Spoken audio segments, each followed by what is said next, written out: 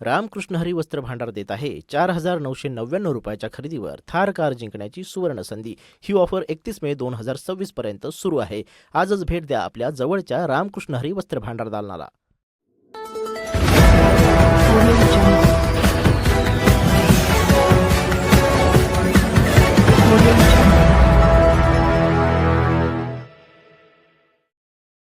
नमस्कार।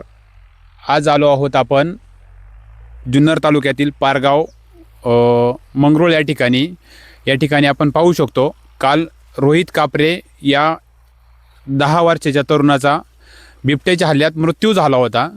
या मृत्यू झाल्यानंतर काल जनतेचा आक्रोशही झाला होता। त्यानंतर काही वन अधिकाऱ्यांनी काही सूचना दिल्या होत्या किंवा काही सांगितलं गेलं होतं की आम्ही उद्यापर्यंत आमची या ठिकाणी टीम हजर होणार आहे। म्हणजे शूट करण्याची जी टीम आहे किंवा शोध मोहीम घेण्याची जी टीम आहे ती येणार आहे। तर ती टीम अजून तर या ठिकाणी उपलब्ध झालेली नाही।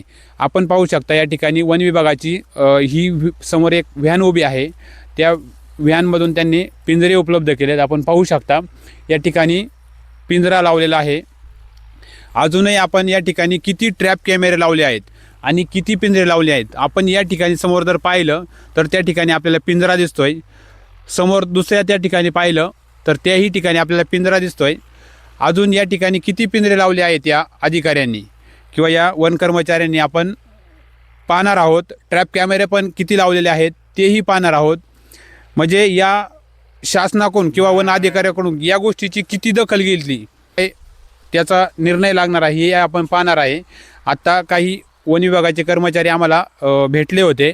आम्ही त्यांना सांगितलं तुम्ही याचा काय दखल घेतली, तर त्यांनी सांगितलं वरिष्ठ आल्याखेरी आम्ही कुठल्याही प्रकारची बाईट देणार नाही, तुम्हाला आम्हाला तो बोलण्याचा अधिकार नाही आहे असं त्यांच्याकडून सांगण्यात आलं आहे।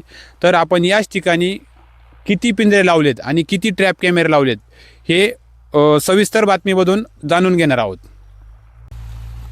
तर त्याच घटनेच्या ठिकाणी आपण पाहू शकतो या ठिकाणी आपल्याला दुसरा पिंजरा लावला आहे असं दिसतंय।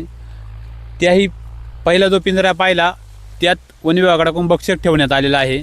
या ठिकाणी दुसरा पिंजरा आहे त्या ठिकाणी बक्षक ठेवण्यात आलेला आहे। आता जी घटना घडली होती ती समोर त्या ठिकाणी घडली होती, आपण तेही सविस्तर बातमीमध्ये दाखवणार आहे। तर आपण पाहू शकतो तर आपल्याला या ठिकाणी तिसरा पिंजरा लावलेला दिसतो। या ठिकाणी तिसराही पिंजरा दिसलाय। आपण त्या ठिकाणी पाहिलं तिथं चौथा पिंजरा लावलेला आहे। त्या ठिकाणी ग्रामस्थाकडून आज सांगता येते की इथं या ठिकाणी 5वा पिंजरा लावलेला आहे। आपण जर या ठिकाणी पाहिलं तर इकडं या ऊसाच्या पलीकडं कांद्याचं शेत आहे। त्या शेतामध्ये त्या मुलाचे आईवडील काही काम करत होते, म्हणजे कांदा काढणीचं काम करत होते। त्या ठिकाणावरून त्या बिबट्याने त्या मुलावरती हल्ला केला होता। तर आपण या वन विभागाचे काही अधिकारी आपल्यासोबत आहेत। आपण काही अधिकारी त्या पलीकडल्या बाजूला आपल्याला भेटले होते। त्यांनी आपल्याला सांगितलं की आम्ही कोणत्याही प्रकारची बाईट देऊ शकत नाही। आपण जर पाहिलं तर काल या ठिकाणी शेजारी या शेतामध्ये शेतकरी पाणी भरत होता। काल पाहिलं त्या ठिकाणी महिला कांद्याचं रोप उपटत होत्या। आजही आपण पाहतोय त्याच ठिकाणी कांद्याचं रोप उपटण्याचं काम चालू आहे। म्हणजे हा शेतकरी किती जीवाउदावर होऊन काम करतोय। आपण सविस्तर बातमीमधून काही त्यांच्याही प्रतिक्रिया घेणार आहोत। तर आपण पाहू शकतो या ठिकाणी दादा आहेत, त्यांचं कांद्याचं रोप उपटायचं काम चालू आहे। दादा काय सांगाल तुम्ही, याच ठिकाणी काल बिबट्याचा एका तरुण मुलावरती हल्ला झाला आहे। काल आम्ही तर रोपच उपटत होतो ते पलीकडून ऊसाच्या पलीकडून कांदा काढायचं काम चालू होतं। अचानक आवाज झाला तर मी नव्हतो त्यावेळेस, आमच्या बाया होत्या इथं। तर त्या घाबरल्या आवाज झाल्यामुळं, त्यांना वाटलं वाघ आहे। तिकडनं आवाज झाल्यामुळं त्यांना वाटलं वाघ ह्या साईडला येईल म्हणून त्या तिकडे घराकडे पळत गेल्या। नंतर त्या मुलाला इथं बाईकवरून नेलं तेव्हा त्यांनी बघितलं त्याची मान पकडली होती, पूर्ण रक्त निघलेलं होतं, मान टाकून दिलेली होती मुलांनी पूर्ण। तर काल आपल्याला अधिकाऱ्यांकडून सांगण्यात आलं होतं पारगाव या ठिकाणी का आमची टीम या ठिकाणी जाणार आहे, त्या ठिकाणी पिंजरे लावणार आहे आणि ट्रॅप कॅमेरे लावणार आहे, आमची शूटर टीम पण येणार आहे।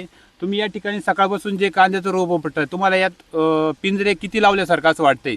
पिंजरे रात्री 3 लावले होते. आम्ही आता आलोय तर अजून वाढलेच वाटतं, 1-2 पिंजरे जास्त लावलेत. वन विभागाच्या अधिकाऱ्यांकडून असंही सांगण्यात येत आहे की आमच्याकडून 20 ते 22 कॅमेरे लावण्यात आलेले आहेत.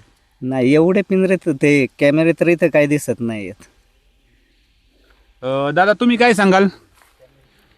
तर मी काही पाहिलेच नाही म्हणत. काल जो हल्ला या ठिकाणी तरुण मुलावरती झालाय, अहो ते काय करतात, तरुणमुळं झालाय, पण ते हल्ला झाला ना, फक्त येणार सांगपण करणार, निघून जाणार, दुसरं काही करू शकत नाही. तुम्ही या घटनेच्या ठिकाणी होता, काय सांगाल कशा पद्धतीची घटना होती? काय त्यांचे मम्मी ते होते, ते मुलाला खाल्ल्यानंतर त्यांनी आरडाओरडा केला. त्या मुलाला त्या आईने सोडवण्याचा प्रयत्न केला, पण त्या आरडाओरडा केल्यामुळे तो वाघ पळाला.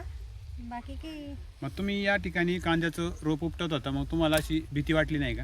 आम्हाला भीती वाटली. आम्ही त्या घरापर्यंत पळत गेलो, पण तोपर्यंत त्या मुलालाही पाठीमागून आणलं होतं. त्याच्या मानेला धरलं होतं वाघाने आणि ते मान अशी टाकलेली होती, तो इथंच जरा हे झालेलं होतं.